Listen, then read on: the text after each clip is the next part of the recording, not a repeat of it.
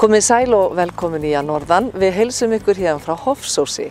Við ætlum í þættinum að líta inn í kirkjuna sem núna stútfull af fólki í jóga. Jóga formt hindúa æfingakerfi sem talið bæta tenginguna milli huga og líkama og má finna heimildir jóga í Rig-Veda-handritum, ljóð sett saman af andlegum leiðtogum þess tíma sem snerust sameiningu mannsandans við hið guðdómlega.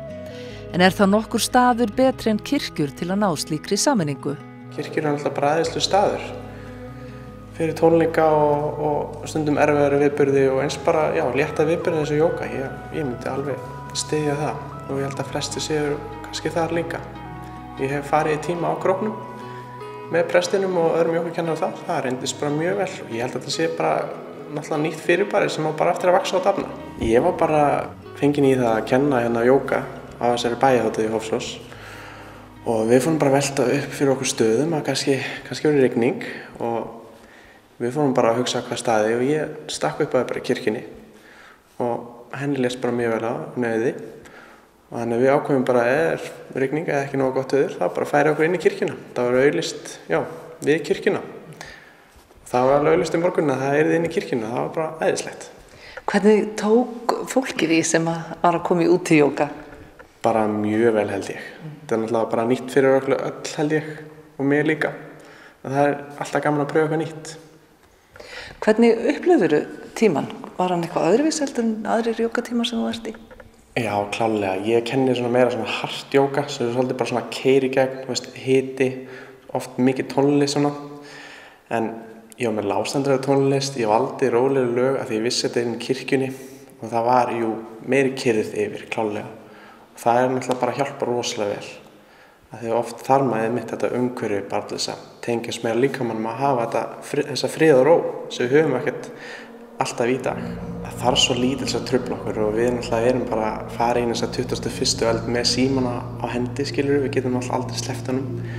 Þó einhver þorir kannski ekki að viðurkenna að það alltaf við okkur, skilurðu, og það náttúrulega ótrúlega mikið áreiti og við komumst aldrei í þessa núvitund sem við þurfum að komast í. En það hægt að gera ótrúlega margt. Daniel kynntist jóga fyrst í grunnskóla og var þá strax staðráðinn í að leggja það fyrir sig. En í jóga lögð áhersla á að stjórna flökti hugans og nota líkamann sem verkfæri til að ná því markmiði. En ég lærði í Koh Samui eyjunni í Tælandi, frábær jógaeyja og margir sem nema þar jóganámið sitt. Hvað þetta langt nám og í hverju felst? Þetta oftast 200 tíma kennsluréttindi, þetta 4 vikur sem bara, frá morgni til kvölds í 4 vikur sem var þannig hjá mér.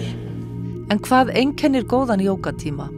Það náttúrulega fyrst og fremst að gefa sér tíma og stað og það ofta mesta vinnan, það að koma sig á staðinn og síðan þegar maður mættur á staðinn þá maður svolítið leiddur áfram af jógakennara og mér sjálfur finnst æðislegt að fara sjálfur í jóga en líka æðislegt að fá að dreifa þessum boðskap.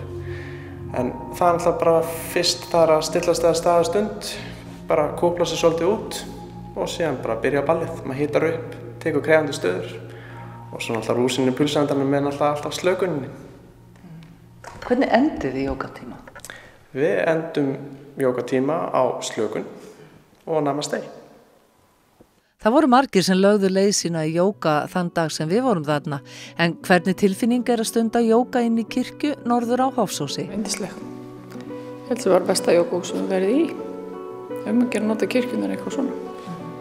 Þetta eru dásamleg hús og að gera nota þessi hús í allt sem fólk tekur sér fyrir hendur. Alveg sama hvað það hvort sem það tónlist eða bænahald eða svona jógatímar yndislegir. En hvað jóga að gefa? Það bara að gefa góða tilfinningu.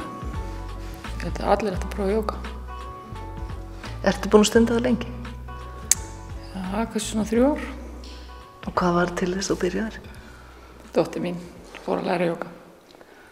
Og smitaði mömmu? Já, smitaði alla fjölskylduna. Fyrir þá sem ekkert vita, munur á jóga? Eru til margar gerðir?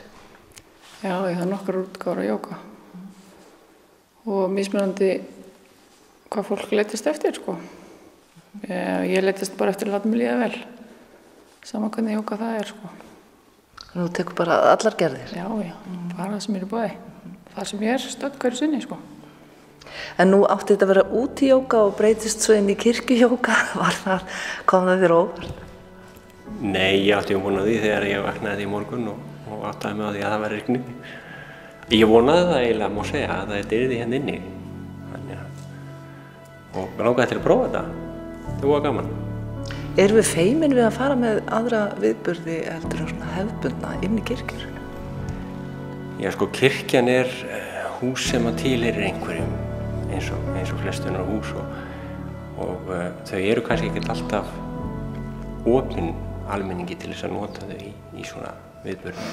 Þannig að það voru að misjafnt bara eftir því hver hefur umsjón með mannvirkinu eða byggingunni. En ég held að það væri mjög fínt ef að þessi húsi verða notuð meira, almenningur á þetta, jú. Þannig að það er að gera. Fannstu fyrir einhverju sérstöku þegar þú varst hérna inn í jóganum? Sko, jóga snýst í mínum huga alltaf að reyna að ná tengingu við líkamann einhvern veginn. Og eftir því sem að maður nær betri slökun og betri einbeitingu og er í betra svona ró og næði, þeim betur gengur það yfirleitt. Og svo er ekkert síðra að gera þetta svona á morgnana áður en að maður byrjar á nokkru öðru. Áður en maður er búinn að, ef maður er laus við þennan eril dagsins, má segja, ef maður fer svona snemma af stað. Og Hofsós er kjörinn staður til þess að ná slökun og tengingu við sjálfan sig. Það er ekki þessi asi eða erill eða svoleiðis í kringum fólk. Hér er bara fólk rólegt og alveg til vel brosir og hefur gaman fyrir sund. Og þetta er svona, já, svoleiðis staður.